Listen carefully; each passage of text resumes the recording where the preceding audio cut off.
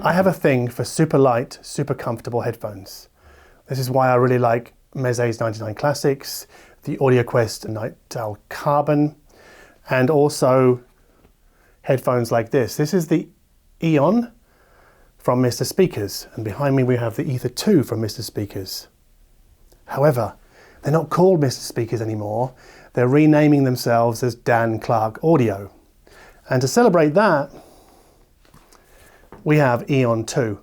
This is the second version of AEON. And this is a closed version. You'll notice my original is open. So making comparisons between these two is pretty damn tricky. However, these have these nice fatter, these are chunkier earpads. It has a nice headband, Superlight. This is very comfortable. You can wear this for quite a long time. Decent cable, although it's not quite as giving. It's not quite as flexible as the Ether 2 behind me. So apparently what Darko.Audio have done with these AEON 2 is they've taken the driver assembly from the Ether 2. So that means, I think they said they've flipped the magnets around, the magnet array and the flow mechanism, so where the air moves through the magnets to stop turbulence. That's been reoriented inside here.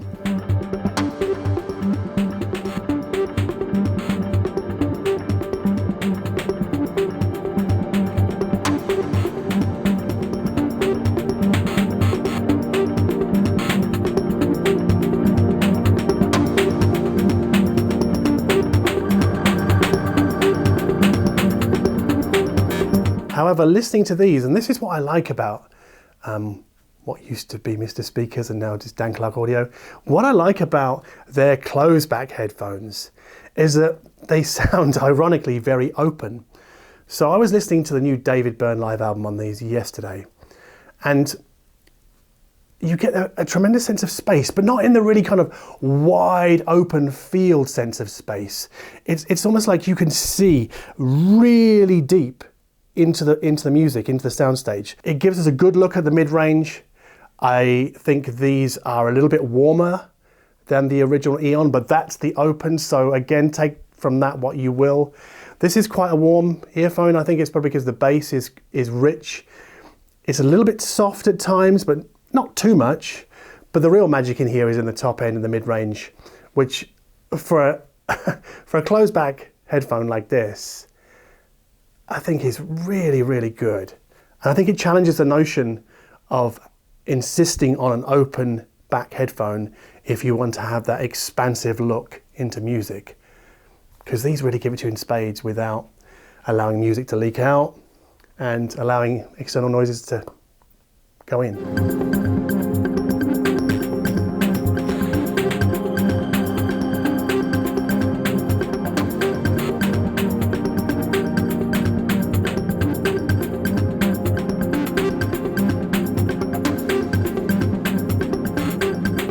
So when it comes to detail retrieval from these, I wouldn't at all say they sound like the Ether 2, which has that very sort of hyper-focused and hyper-incisive look into music. These are a little bit more diffuse than the Ether 2, and I would describe them as richer and the top end as smoother. Not than the Ether 2, but than the original AEON. Open AEON.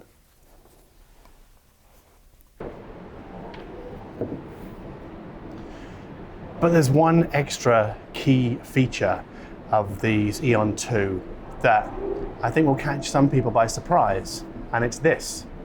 The headband folds down so that we can take off the cables like this, and these become a collapsible, portable Darko.Audio headphone.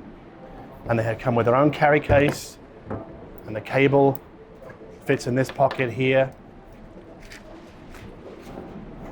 So we can fold this up, zip it up, and we have a truly portable, very high-end planar-magnetic closed-back headphone.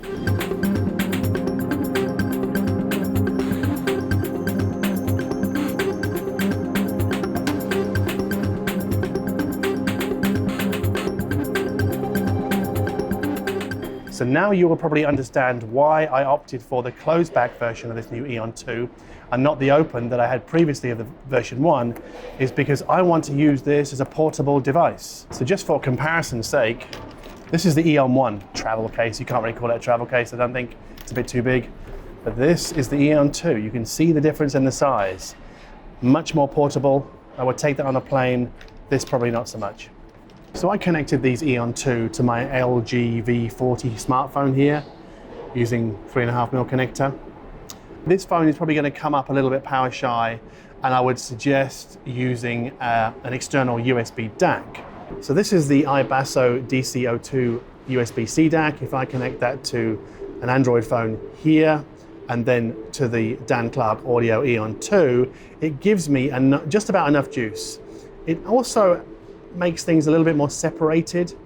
So if you like that kind of thing, but sometimes it can sound a bit thin, certainly a bit thinner than the phone itself, certainly thinner than the AudioQuest DragonFly Black, which interestingly, like the V40, comes up a bit short on power. So even though I really like the sound of this with the AEON 2, it's not quite powerful enough, I don't think.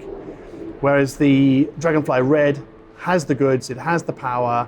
This for me would be the optimal combination, that DragonFly Red, USB-C into this phone with the AEON 2. So because of the warmer nature of the AEON 2, you could probably pair it with a fairly more unforgiving DAC.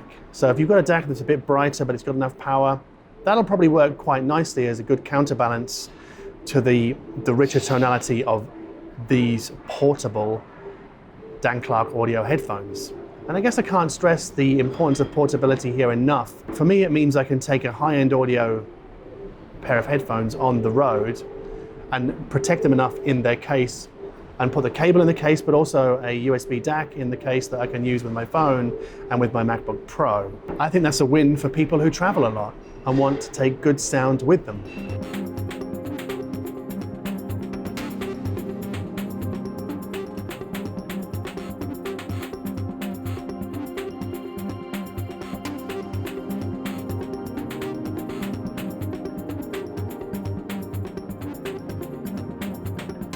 Not every video that we make here is a review. Sometimes it's just kind of I guess a news announcement really. This is a new model headphone that I've been listening to for the last couple of weeks. Not really enough to do an in-depth review, but enough to kind of give you a flavor of what it offers. So I'm just packing the cable into the case here, like this, and I can wrap it up, and then we can go somewhere else. So if you like this video, please give it a thumbs up below here. And if you like my attitude towards portable audio, and that I'm not entirely hung up on doing comparisons and nitty-gritty every single time a camera is in front of me, then please please subscribe to this channel. And as always, thank you so much for watching.